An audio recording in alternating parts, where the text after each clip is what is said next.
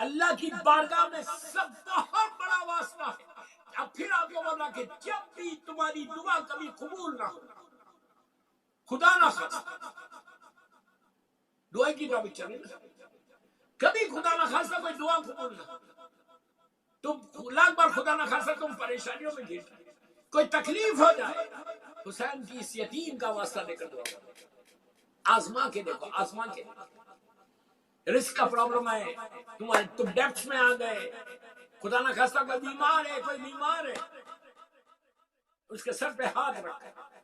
بیوی کی بارگاہ میں 11 مرتبہ سورہ الحم پڑھ کے ہدیہ کیا، 11 ٹائم سورہ الحم پڑھو، اس مریض کے سر پہ ہاتھ رکھا اور یہ علم ہدیہ کرو میری شہزادی، چھوٹی شہزادی، اور اللہ کی بارگاہ میں دعا کرو کہ پروردگار تجھے حسین کی اس یتیم کا واسطہ،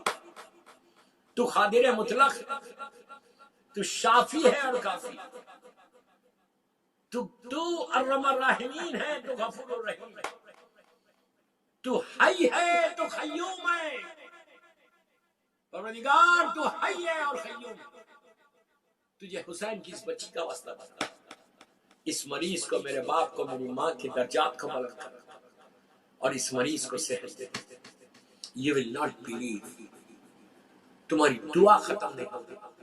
تمہارے کلمات ختم نہیں ہوگی. یہ مظلوم حسین کی بچی کا واسطہ اتنا بڑا واسطہ ہے. ہمارے بڑے بڑے علماء، بڑے بڑے مجتہدین، جب خدا نہ خواستہ کوئی تکلیف ہو جاتی ہے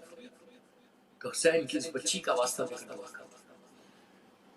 مولا حسین کی یہ وہ غریب بچی، وہ بھی اس رجب میں، دیکھو رجب کی برکتیں سنتے جاؤ.